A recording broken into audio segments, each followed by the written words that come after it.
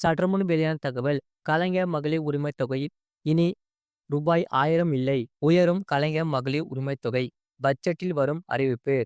அது பார்க்க போறோம். நீங்க நம்ம சேனலை சப்ஸ்கிரைப் பண்ணாம இருந்தீங்கன்னா மறக்காம லைக் பண்ணிக்கோங்க, சப்ஸ்கிரைப் பண்ணிக்கோங்க. மற்றவர்களுக்கு தெரியப்படுத்த ஷேர் பண்ணிக்கோங்க. வீடியோவை முழுமையா பாருங்க. தமிழ்நாட்டில் கலைஞர் மகளிர் உரிமைத் தொகையில் தற்போது மாதந்தோறும் ரூபாய் 1000 வழங்கப்பட்ட நிலையில் வரும் பட்ஜெட்டில் அந்த தொகையை உயர்த்த கலைஞர் மகளிர் உரிமைத் தொகை கடந்த ஆண்டு செப்டம்பர் மாதம் முதல் வழங்கப்பட்டு வருகிறது. தகுதி வாய்ந்த குடும்ப தலைவிக்கு அவர்களின் வங்கி கணக்கில் நேரடியாக மாதந்தோறும் ரூபாய் 1000 வழங்கப்பட்டு வருகிறது. ஒன்றிய அரசால் சமையல் எரிவாயு விலை உயர்வு, விலைவாசி உயர்வு ஆகியவற்றால் குடும்பங்களுக்கு செலவுகள் அதிகமாகியுள்ளது.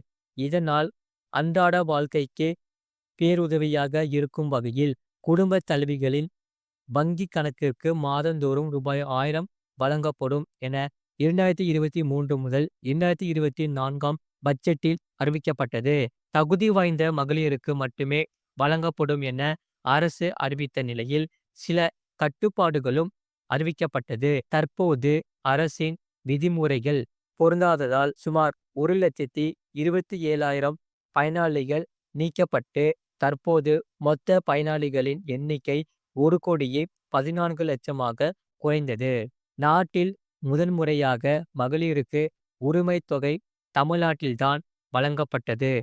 தமிழ்நாட்டைத் தொடர்ந்து மத்திய பிரதேசம், கர்நாடகா, சத்தீஸ்கர் உள்ளிட்ட பல்வேறு மாநிலங்களில் மகளிருக்கு உதவித்தொகை வழங்கப்படுகிறது. கர்நாடகாவில் ரூபாய் 2000 குடும்ப தலைவிகளுக்கு உதவித்தொகை வழங்கப்படுகிறது. இந்நிலையில் தமிழ்நாட்டிலும் மகளிர் உரிமைத் தொகை உயர்த்தப்பட இருப்பதாக தகவல்கள் வெளியாகி உள்ளன.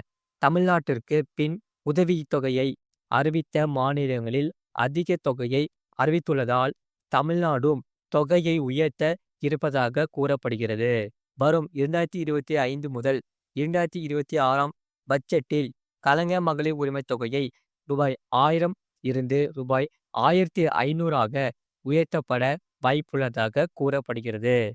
இது குறித்து தமிழ்நாடு அரசு ஆலோசனை மேற்கொண்டு வருவதாகவும் தகவல்கள் வெளியாகியுள்ளன. புதிய ரேஷன் கார்டை பெற்றவர்கள், பெயர் நீக்கம் செய்யப்பட்டவர்களின் மேல்முறையீடு செய்தவர்கள் ஆகியோரும் வரும் காலங்களில் பயனாளிகளாக சேர்க்கப்படுவார்கள். இதனால் மொத்த பயனாளிகளின் எண்ணிக்கையும் அதிகமாகும்.